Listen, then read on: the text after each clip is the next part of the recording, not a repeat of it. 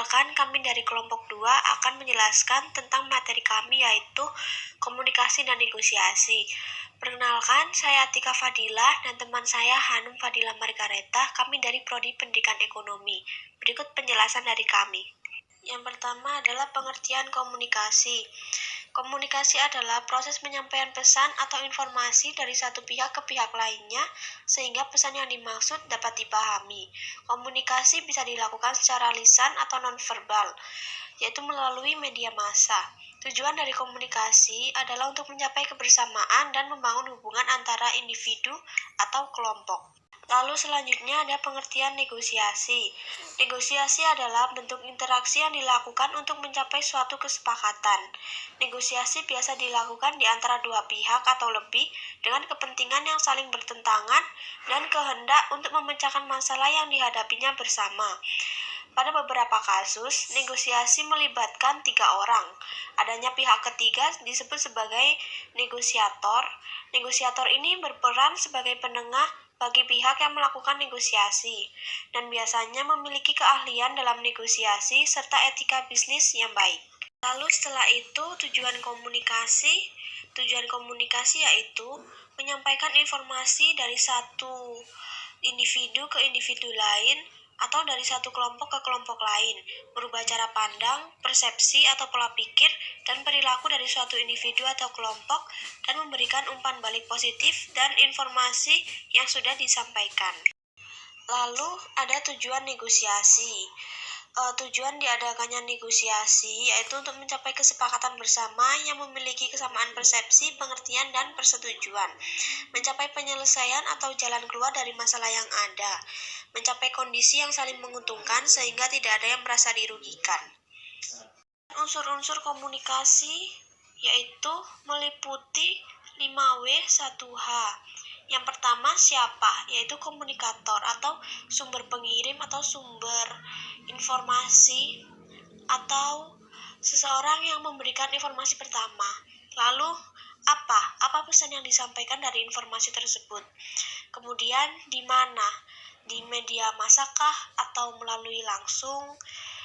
Lalu siapa, untuk siapa informasi itu disampaikan atau ditujukan. Lalu apa dampak yang diberikan, bagaimana dampak atau pengaruh yang diberikan dari informasi tersebut. Setelah itu ada ciri-ciri negosiasi. Negosiasi dapat dikenali lewat beberapa cara, yaitu yang pertama, melibatkan dua belah pihak, misal pihak penjual dan pembeli. Masalah yang hendak dinegosiasikan memiliki tema yang sama. Adanya kerjasama antar kedua belah pihak yang hendak bernegosiasi. Yang terakhir, kedua belah pihak mempunyai kesamaan tujuan, yakni mengkonkretkan masalah yang masih abstrak untuk mencapai suatu kesepakatan bersama. Kesimpulan, negosiasi harus mempertimbangkan kepentingan bersama dan keuntungan bagi kedua belah pihak. Maka komunikasi menjadi kunci bagi keberhasilan negosiasi. Komunikasi dua pihak harus menyampaikan makna atau pesan yang sama.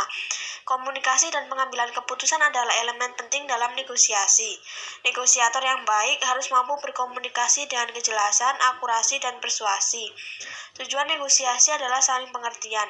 Jadi yang dimaksud, komunikasi itu sangat penting untuk mencapai keberhasilan dalam negosiasi. Apabila komunikasi yang disampaikan bagus atau pesan yang disampaikan secara padat, jelas, akan tetapi makna yang terkandung bisa dimengerti oleh pihak lain, maka negosiasi akan menjadi berjalan lancar dan tujuan yang ingin disepakati bersama itu akan tercapai.